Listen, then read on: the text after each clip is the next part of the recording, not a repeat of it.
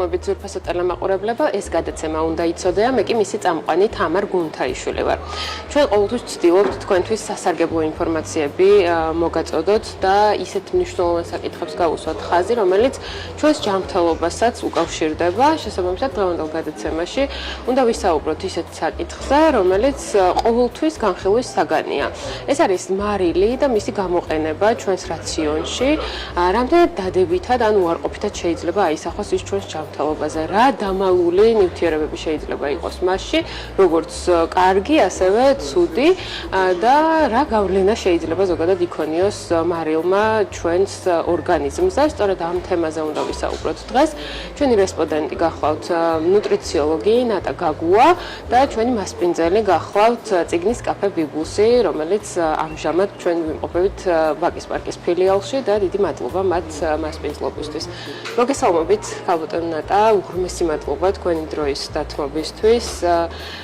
აღვნიშნე უკვე თემა, რაზეც უნდა ვისაუბროთ და თქვენ, როდესაც დამისვით შეკითხვა, რატომ მაინც და მაინც მარილი, მე პასუხად დაგიბრუნეთ, რომ როდესაც შვილი შემეძინა, მეც და არა მხოლოდ ჩემს გარშემოც რაღაცნაირად ყოველთვის თითქოს ბავშვის გამოჩენა ოჯახში ყოველთვის იწვევს მით უმეტეს აი ბოლო პერიოდში ამ განხილვას უნდა ჭამოს თუ არა ბავშვმა მარილიანი საკვები და რატომ არა ან რატომ კი. თუმცა სანამ ბავშვზე გადავალთ, ბავშვებზე ვისაუბრებთ, მანამდე დავიწყოთ სულ თავიდან. რა არის მარილი და არის თუ არა ის ჩვენი ორგანიზმისთვის აუცილებელი და რატომ? მოგესალმებით და მადლობა მოწვევისთვის. იცით როგორ არის, მარილი ზოგადად არც ცუდია და არც კარგი, მაგრამ ზოგჯერ საჭიროა და ზოგჯერ მისი შეზღუდვა ან სრულად ამოღება რაციონიდან სასარგებლოც არის. თავარი რისთვისაც ჩვენ მარილი გვჭირდება, ეგ არის ნატრიუმი. თუმცა ნატრიუმის გარდა ქლორსაც შეიცავს, მაგრამ ნატრიუმი ასრულებს ძალიან მნიშვნელოვან ფუნქციას და მისი ზოგჯერ ზედმეტი რაოდენობით ან პირიქით მისი მცირე რაოდენობით სისხლში და ზოგადად ორგანიზმში იწვევს დისკომფორტს, დისფუნქციას და ზოგჯერ კიდევ რაღაც ქრონიკული დაავადების ხელშეწყობას. და რა ფუნქციას ასრულებს ნატრიუმი მაშინ ჩვენს ორგანიზმში ასე დაგისვენ? ძალიან მნიშვნელოვანი ფუნქცია აქვს ის, რომ სითხის ბალანსში, აი უჯრედ გარეთ სითხე და უჯრედში არსებული სითხის ბალანსში აუცილებელი მიკროელემენტია ნატრიუმი. ამას გარდა ნეირონებს შორის იმპულსის გადატანა ნატრიუმის დამსახურებაა და ზოგიერთი ნივთიერებების შეწოვა წვრილ ნაწლავში, ისეთი როგორიცაა გლუკოზა, ამინომჟავები, ნატრიუმის გარეშე შეუძლებელია. რა საინტერესოა. ეს ყველაზე მნიშვნელოვანი ფუნქციებს გაუწვი ყურადღება. ახსენე კალიუმთან ერთად ძალიან ბევრ სასარგებლო თვისებებსაც აკეთებს. ქალბატონო ნატა, ხშირად გვესმის ფრაზა, რომ მარილი არის იგივე თეთრი სიკვდილი. ეს გარკვეულწილად თქვენი პირველი პასუხიდან გამომდინარე უკვე მაქვს მეც და ალბათ ჩვენს მაყურებელსაც პასუხი, მითია თუ რეალობა?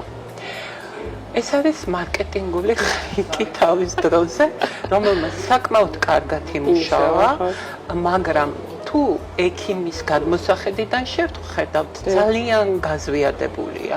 მე ვიტყოდი, რომ დოზების საშუალებით ის შეიძლება იყოს ან მავნე ნივთიერება, ან პირიქით სასარგებლო. თავარი არის დოზები და რისთვის გვჭირდება კონკრეტულად. ჩვენ გარკვეულწილად აღვნიშნეთ, მაგრამ რა პროცესებზეა დამოკიდებული ნატრიუმის ბალანსი ჩვენს ორგანიზმში?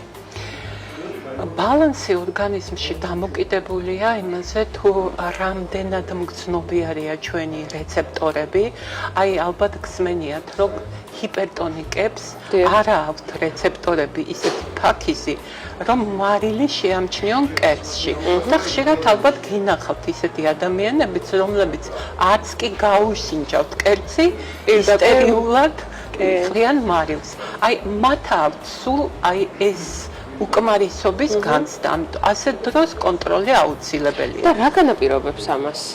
რატომ ხდება? რეცეპტორები, ან ჩვენ ხო ძალიან ინდივიდუალურები ვართ, ამიტომ სხვა რაიმე ჯანმრთელობის აღქმა აქვთ და ეს ხო ჩვევა ბავშვობიდან ჩვენ საერთოდ ბავშვი საერთოდ ვერ გცნობს მარილიანია თუ უმარილო ეს ჩვენ გვეცოდება და გვებრალება პატარა და ხშირად გამიგონია ბებოებსგან ჩვენ გასინჯავენ და შემდეგ აი ეს უგემურია და ამატებენ მაგრამ ამით ჩვენ არ ვაკეთებთ კარგ საქმეს იმიტომ რომ ჩვევაში შემოგვაქვს ეს გემოები რომელსაც მე პატარა ძალიან ჯიუტად მოითხოვს თუ ბავშვად 6 თვემდე მარილი არ ჭირდება წლამდეც არ არის აუცილებელი მხოლოდ 3 წლიდან იწყება უკვე 2-3 გრამის მიღება და ზოგი მშობელი საერთოდ კიდევ უფრო უზღუდავს მაგრამ მე ვარ ცოტა დემოკრატიული ამაში და 1 წლიდან რაღაც 2-3 გრამი დღეში მისაღებია ბავშვებისთვის იმიტომ რომ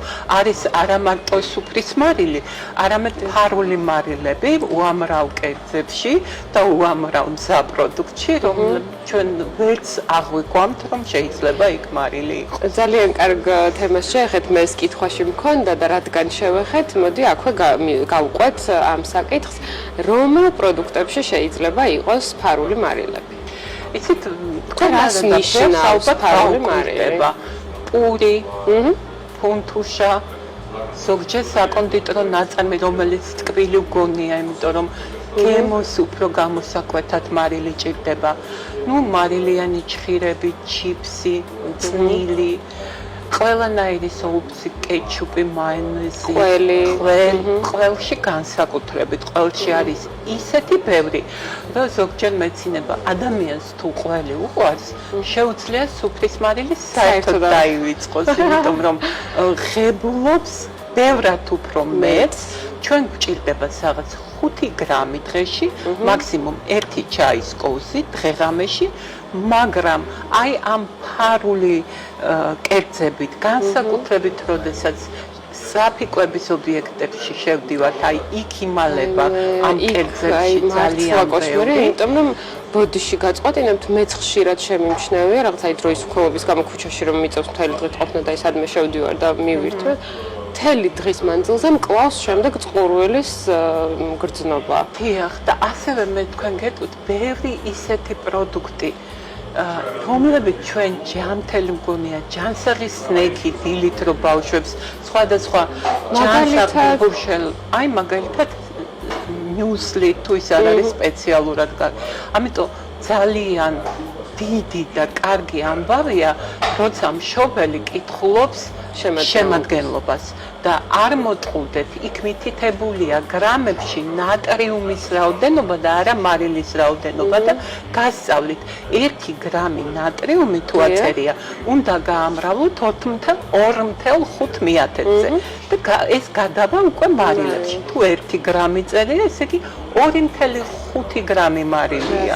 ამიტომ აქაც 100 გრამი პროდუქტზე ხო, სავარაუდოდ 100 გრამში, დიახ და ეს ნახეთ როგორ არის დღის განმავლობაში ჩვენ საშუალოდ ადამიანი 12-19 გრამამდე მარილს მიირთმევს. ეს ჩემი აღმოჩენა არ არის სტატისტიკა და ჭირდება 5 და წარმოიდგინეთ ახლა მარილი არის ჩუმი ვერაგი. თუ ესე დაგროვდა, შეაწუხა სისწარღვების კედლები, მერე წამოვიდა არტერიული წნევა, რომლის მიზეზით შეიძლება ვერ გაარკვიოთ, მერე შეაწუხა თირკმელები, ლოწოვანი გარსი გააღიზიანა კუჭის. სხვათა შორის ძალიან ბევრი მეცნიერი ვარაუდობს, რომ მარილის ჭარბი გამოწვევა იწვევს კუჭის კიბოს, თუ ის გენეტიკური განწყობილია ადამიანი, მაშინ შეიძლება გამოიწვიოს. არ არის ასეთი მისი დიდი რაოდენობით გამოყენება არ არის ჩვენთვის სასარგებლო მოსატანი, იმიტომ რომ შეიძლება ძილის რეჟიმიც დაგვირღვიოს, იმიტომ რომ სითხის შეკავება მოხდეს და ამან გამოიწვიოს შეშუპებები, კიდურების, რაღაცა შფოთვა, დიაფრაგმის გადაადგილება უფრო გულმკერდისკენ, ნუ წნევა უკვე თქვი. მე თან ბურძგვა, მე მგონი ჭარბი მარილი ორგანიზმში არ შეიძლება. თუმცა სულ უმარილობაც იწვევს დეპრესიას. აი ეს უნდა მეკითხა. სიჭარბეზე ვისაუბრეთ და აღვნიშნეთ აღმოჩნდეთ სიმპტომებიც, მაგრამ თუ შეიძლება რომ დეფიციტიც გქონდეს მარილის. დეფიციტსაც მოაქვს ცუდი ამბები, იმიტომ რომ აი მაგალითად დაბალწნევიანი, როდესაც შეიძლება აბსოლუტურად დაუცველი იყოს, ან მუშაობდეს და ამ დროს გონება დაებინდოს. ასევე შეიძლება ადამიანი, რომელიც ფიზიკურად ძალიან ბევრ შრომობს, ოფლიანობს, ისეთ სივრცეში მუშაობს, აი მაგალითად შახტაში ან სადმე სადაც ძალიან აი იქ ყოველად დაუშვებელია აი მარილი ნატრიუმის გამო მარილის სრული ამოღება რაციონიდან. ასევე არის მთელი რიგი ენდოკრინოლოგიური დაავადებები, სადაც ნატრიუმი უფრო სწრაფად გამოიყოფა ორგანიზმიდან. ასევე შეიძლება იყოს ეს დეპრესიული ხალხისთვის კიდევ უფრო გაღრმავება დეპრესიის. მე მყავდა პაციენტები, რომლებიც ჩემთან მოდიოდნენ უმარილო დიეტის შემდეგ და მე აკავშირებდნენ, რომ აი უმარილო დიეტებზე არა მარტო ის იყო აუტანლად უგემური საკვები, არამედ დეპრესიული ფონი მიღმავდებოდა და დოზების მომატება. ესეც არის კლინიცისტები ამაში დამეთანხმებიან. კაპიტანი ნატა, განსხვავდება თუ არა მარილის მიღების დოზები სქესის და ასაკის მიხედვით? სქესის ნაკლებად უფრო მეტად განსხვავდება, იცით, როგორი მდგომარეობა ასაკობრივი, როდესაც უკვე 70+ იქ შეიძლება გულის პათოლოგიები სამწუხაროდ პრაქტიკულად ჯამთელი ადამიანი ამ ასაკში იშვიათობაა 70+. ასაკში კი არა, დღეს მე მგონი პატარა ასაკში უკვე პულსის წახდა პათოლოგია, თირკმელები, ბავშვებში მკაცრი დოზირება უკვე გითხარით. შეიძლება ასევე გავითვალისწინოთ მათი ცხოვრების წესი, სიმაღლე და წონა. იმიტომ რომ თუ ადამიანი ახლა არის ძალიან მაღალი, ენერგიული, ძალიან დიდი შრომა აქვს ფიზიკური და ამას გარდა წონაშიც მეტი, იმისთვის შეიძლება 5 გრამი არ იყოს ზედაზღვარი და ცოტა კიდე გაუზარდოთ. ამას უკვე ექიმები, ანუ მათი ანამნეზიდან გამომდინარე, მაგრამ საშუალო სტატისტიკა არის 1 ჩაის კოვზი იმის გათვლით, რომ აუცილებლად დღის განმავლობაში ფარულ მარილსაც მიიღებს. კაპიტანი, ჩვენ უბრალოდ თქვენ აღნიშნეთ, რომ რიგი ენდოკრინოლოგიური პრობლემების დროს ვლინდება, როგორც მარილის ჭარბი რაოდენობა ორგანიზმში, ასევე დეფიციტი. შეგვიძლია დავასახელოთ კონკრეტული დაავადებები? ძირითადად ეს თირკმელისა და ჯირკვლის პათოლოგიები, ზოგადად აი თირკმელისა და ჯირკვლის და თირკმლის პათოლოგიები, როდესაც ელექტროლიტული დისბალანსი ირღვევა, ზოგჯერ ოსტეოპენიასაც იწვევს, იმიტომ რომ ნატრიუმის დისბალანსი იწვევს კალციუმის გამოდევნას ჟანგთან ერთად და აქ უკვე კომპლექსური პრობლემები იწყება. ასევე ალბათ გაგიგიათ, თქვენ ახალგაზრდა ხართ, მაგრამ ადრე უფრო იყო ფარისებრი ჯირკვლის გამო იოდიზირებული მარილი საქართველოში რა აქტუალური თემა იყო. ამით თითქოს და ცდილობდით პრევენციას. ეს მითია, კაპიტანი და არ არის მითი, იმიტომ რომ ჩვენ მართლა რეგიონები გვაქვს, სადაც იოდის დეფიციტია, მაგრამ ასეთი მარილის შენახვის წესები თუ დაირღვა, მაშინ არ გამოვა საქმე, ანუ თუ ის მარილი თავღია სივრცეში გვექნება. საინტერესოა, როგორ უნდა შევიდახოთ მაშინ? თავდახურული რაც შეიძლება, გერმენტულად დახურული და ამას გარდა დიდი იმედები არ უნდა დავამყაროთ, მხოლოდ ამ იოდიზირებულ მარილზე თუ გვაკლია ექიმ ენდოკრინოლოგის მეშვეობით უნდა იყოს სხვა რაღაცეებში დანიშნული ან იოდით მდიდარი პროდუქტები, მაგრამ ესეც ცოტა ხელს გვიწყობს. ჩვენ ვახსენეთ იოდიზირებული მარილი, თუმცა ბაზარზე გარდა ამ სახეობისა, უამრავი სახეობის მარილი გვხვდება, მით უმეტეს ბოლო პერიოდში. იქნება ეს ჰიმალაის ვარდისფერი მარილი, ზღვის მარილზე და სხვებზე აღარ ვსაუბრობ, რაც აი უშუალოდ საკვებად გამოიყენება. ასევე ეგრეთ წოდებული კარდიო მარილები, კალიუმით და ნატრიუმით. ხო, მე სხვა შორის ორსულ ფეხმძიმების დროს ვიყენებდი სწორედ ამ დანიშნულების მარილს. ეს რამდენად სწორია, რომ აი ვთქვათ კონკრეტული მდგომარეობის დროს კონკრეტული მარილი შევარჩიოთ. ბოდიში სანამ დაიწყებთ აქვე ჩაგეკითხებით, აი, როდესაც გავრცელდა ჰიმალაის მარილი საქართველოში, როდესაც შემოვიდა, დიდი ბუმი და აჟიოტაჟი გამოიწვია ამ ყველაფერმა და თითქოს მთელი მოსახლეობა გადავიდა ამ ჰიმალაის მარილზე. აი, რა უპირატესობა და ნაკლოვანება გააჩნია თითოეული სახეობის მარილს? კეთილად ახლა ნატრიუმის მხრივ ყველა მარილი თითქმის ერთნაირია. აი ამის გამო რომ ნატრიუმის რაოდენობა მეტი მივიღო ან ნაკლები, გარდა აი ჰიპერტენზიული სპეციალური კლების ინსტიტუტებში გატესტილი მარილისა, სადაც მართლა ნატრიუმის შედარებით ცოტაა და კალიუმი უფრო მეტია. ამ მარილს აქვს თავისი დანიშნულება. ერთადერთი უხერხული ის არის, რომ ცხელი თერმულ დამუშავებას ვერ უძლებს, ამიტომ ყოველთვის ვასწავლით პაციენტებს, როგორ უნდა გამოიყენონ. ჯერ უნდა მოამზადონ კერძი და მერე უკვე თბილში უნდა მოაყარონ თბილს მარილი. ეს მეტნაკლებად მუშაობს, ახლა ისეთი რომ გითხრათ, რომ ეს ნებისმიერი სახის მარილზეა საუბარი თუ ვერ ვბრძანეთ ორსულების დროს დანიშნული, აი იმ მარილს აწერია კიდევაც, ვისაც აზრება წაიკითხოს, თუ თერმულ დამუშავებას ვერ უძლებს. ასევე ჰიმალაის მარილიც არ გვიყვარს თერმული დამუშავების დროს მისი გამოყენება. სხვათა შორის ეს ვარდისფერი ფერი აქვს, იმიტომ რომ რკინის ელემენტებსაც შეიცავს. ხა რომ გითხრათ, რომ ჰიმალაის მარილი თუ არ ექნა ადამიანს რაღაცა ძალიან დაითრგუნება და ცხოვრების წესი ძალიან დაუმძიმდება, ვერ რა თქმა უნდა. იმიტომ რომ რაღაცნაირად ისე იყო გავრცელებული, თითქოს ჩვენი ჯანმრთელობისთვის ეს ჰიმალაის მარილი უფრო უკეთესი იყო. უმნიშვნელოდ მუშაობს, როგორ იცით, სითხის შეკავებას ისე არ იწვევს, როგორც სხვა, იმიტომ რომ კიდევ დამატებით რაღაცებს შეიცავს. გარდა ჩვეულებრივი ნატრიუმ ქლორისა და ამით ცოტა აბალანსებს ამას, მაგრამ მისი დოზირება აუცილებელია. ცალსახად რო გიპასუხოთ, არაფერი ისე სერიოზულად არ იცვლება. ამას გამოვიყენებთ თუ იმას, ოდნავ გემოვნური თვისებებით. პირადად ჩემ გამოცდილებას გიზიარებთ, მე უფრო მომწონს ჰიმალაის მარილი, განსაკუთრებით თუ თავისი წისქვილი რაღაც გემოვნური თვისებებით. ბევრს კეთებში უყვარს. ამას ალბათ ისიც განაპირობებს უფრო მეტ მინერალს, რადგან შეიცავს, ხო? ძალიან უმნიშვნელო რაღაც მნიშვნელოვან ცვლილებებს არ იწვევს ორგანიზმში. ზღვის მარილით მომზადებული ასევე ბევრი საყვარელი კერძია და ჩვეულებრივ მარილს ურჩევნია, იმიტომ რომ რაღაცა მოყვება იმას კიდევ სხვა ხიბლი, თუმცა ნატრიუმი ქლორის შემცველობით დიდად არ იცვლება გარდა იმისა, რაზეც უკვე ვისაუბრეთ. გასაგებია. შეიძლება თუ ჩვენ ვახსენეთ, რომ ფარული მარილები არსებობს, ხომ? ჯანსაღი მარილები თუ არსებობს? არა, ჯანსაღი დოზები არსებობს.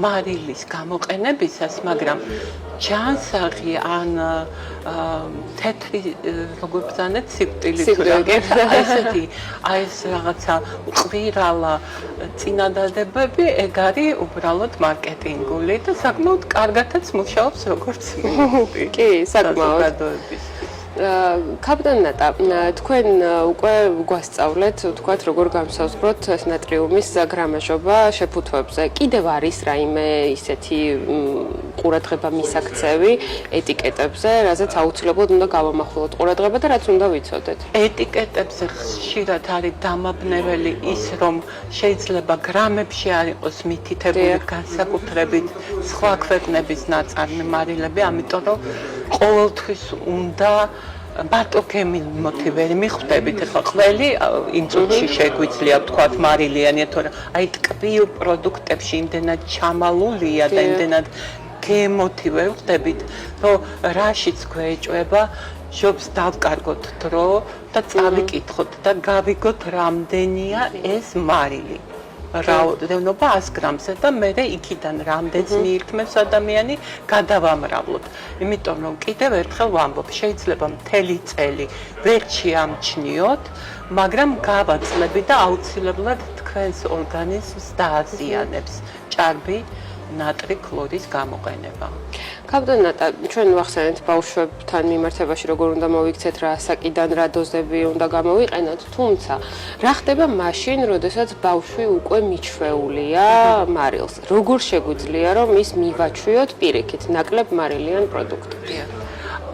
თავიდანვე რადიკალურად არ უნდა ამოვიღოთ მარილი რაციონიდან და არ უნდა შევამციროთ და ესე დიპლომატიურად კერძებში მარილის რაოდენობის შემცირება, ლიმონის წვენით გამდიდრება, აგრეთვე ქართული სხვადასხვა სუნელები თუ პედიატრი წინააღმდეგი არ არის და ბავშვი ალერგიული არ არის, ამას გარდა ბევრი მწვანილი პომიდორის რბილობი, რომელშიც ნატრიუმი არის, აბსოლუტურად ჩაანაცვლებს ზედმეტი მარილის გემოებს. და თუ მანდა მაინც უყვარს მარილიანი ჩხირები ან რაღაცა მარილიანი ზომი, სახში დოზირებით მომზადებული და არა მზა, იმიტომ რომ აი მზაში იმალება ძალიან დიდი რაოდენობით და მშობლებს, განსაკუთრებით ახალგაზრდა მშობლებს მინდა ვთხოვა, რომ ძალიან დოზირებულად მიაწოდონ სოუსები ნაყიდი, აი როგორც საწებელა, დაუშვათ ან კიდე რაღაცა ზოგიერთი ბავშვი მაიონეზსაც აძლევენ, იმიტომ რომ ჭირვეულობს კეჩუპი, აი ეს ყველაფერი ძალიან დიდი დატვირთვაა თითქმის. არაჟანში თუ არის მარილის შემცველობა და აი არაჟანთან მიმართებით რა რეკომენდაცია გვაქვს? ტრადიციულ არაჟანში არ არის. ტრადიციულში არა, მაგრამ იქიდან გამომდინარე, რომ არაჟანის ვადები ძალიან გაიზარდა და არ არის მოკლებადიანი, ხო შეიძლება იყოს ემულგატორებში იგივე ნივთიერება, რომელიც ასრულებს ამ მარილის ფუნქციას. კაპიტან ნატა, თქვენ აღნიშნეთ გრამაჟობაც, დღიური დოზაც და ასე შემდეგ. თუმცა ხშირად ამისი კონტროლი ყოველდღიურ ცხოვრებაში ძალიან რთულია. მით უმეტეს ბავშვების შემთხვევაში, როდესაც თქვათ ამ მარილიან ჩხირებს ან კრეკერებს და მსგავს საკვებს მიირთმევენ, ხომ? როგორ შეიძლება და რა რჩევა გვექნება მაყურებლისთვის მშობლებმა რა უნდა გაითვალისწინონ, როდესაც ბავშვებს თქვათ აი ეს მარილიანი ეგრეთ წოდებული სნექების მიმართ აქვთ მოთხოვნილება. ამ შემთხვევაში სრულად უმარილო კერძები ვაჭამოთ მათ, თუ აი როგორ მოვიქცეთ ამ დროს? როგორ დავზოგოთ მარილი ბავშვების რაციონში, როდესაც მოამზადებთ საკვებს, შემდეგ დაუმარილეთ ბავშვის კერძი, დოზირებული ცალკე სამარილე რო იყოს ბავშვისთვის ეს ოჯახში. ამას გარდა თუ ბავშვის რაციონში არის ყველი, მაშინ საერთოდ ნუიტკიებთ თავს, შეგიძლიათ მშვიდად იყოთ, თუ ბავშვი მიირთმევს მარილო კერძს, ჩათვალეთ, რომ მისი დღიური ნორმა ბავშვმა ყველთან ერთად აითვისა. თუ უნდა რაღაცა მარილიანი რაღაც ჩიპსების მდაგვარი, ну 1000 უამრავი რეცეპტია, მარტივად მოსამზადებელი და სჯობს სახში დოზირებულად რაღაცა სხვადასხვა სუნელებთან ერთად მოამზადოთ თქვენ თვითონ და დახარჯოთ ერთი დღე კვირაში და შემდეგ შეუნახოთ ნაჭრის სტომარაში, ვიდრე ეს წახვიდეთ უყიდოთ, სადაც უამრავ ბომბაა უბრალოდ. თან თუ თავადაც ჩავრთავთ ბავშვებს ამ პროცესში, კიდევ უფრო მეტი ხალისი და სურვილიც ექნება თან ყოველთვის ახლა ჩვენ მე პატარები სახში გვყავს და როდესაც მშობელი მაგალითით აჩვენებს, როდესაც მშობელი ბავშვისთვის მისაღებ ენაზე თამაშით აწოდებს ინფორმაციას, თითქოს გონია რომ არ გვისმენს, მაგრამ აუცილებლად ამ ინფორმაციას მერე ის ღებულობს და დამაჯერებლად აქეთ გიყვება და გასწავლის ჯგუფს. ასე რომ ბავშვი ძალიან კარგი მოსმენის კულტურა აქვს თუ დედამ და მამამ და ვინც ზრდის მოუნახა გასაღები. შვენიერი, ძალიან საინტერესო რჩევები მოვისმინეთ და ბოლოს შემაჯამებლად რა რჩევა გვექნება იმ მაყურებლისთვის, რომელსაც თქვათ ახლა შეეძინა ბავშვი და ნელა, ну იქ თვემდე რა თქმა უნდა ეს არც განიხილება, მაგრამ აი ნელა უნდა მიაჩვიოს ჩანსახკვებას და ასევე განსაზღვროთ ისიც აი ზრდასრულ ადამიანებს, ვისაც თქვათ აქვთ დარღვევა, მოდი ჩვენ საუბრიდან გამომდინარე მივცემ თავისუფლებას ეს ტერმინი გამოვიყენო ამ მიმართულებით, ჭარბი მარილის მოხმარების. აი როგორ უნდა მოვიქცეთ?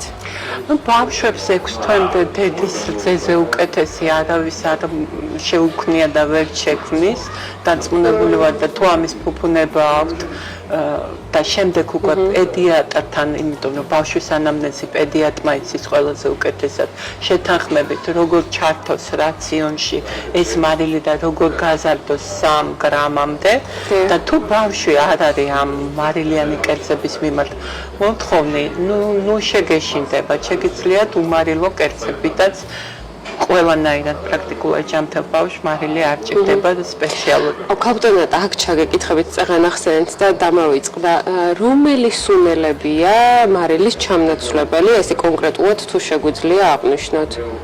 იცით რა, ყველა რომელიც არის ქართულ ბაზარზე, აი მაგალითად ქინძი, ოხრახუში, ყველა შეიცავს ნატრიუმს. და კიდე გაგიგიათ ალბათ ეხლა ძალიან ტრენდულია უმამი, ანუ პომიდორის გამოყენება, ოდნავს დასულ ადამიანებში სოკოს გამოყენება, ეს ისეთ პიკანტურ გემოს აძლევს, რომ მარილი მერე საერთოდ გვავიწყდება. ანუ აქ უკვე კულინარიული ხრიკებიც ძალიან გვეხმარება. მე მაგალითად ვისწავლე ისე მომზადება კერძების, რომ მარილი მინიმალური მჭირდება. თუმცა ვერავინ ვერ ამჩნევს ამას.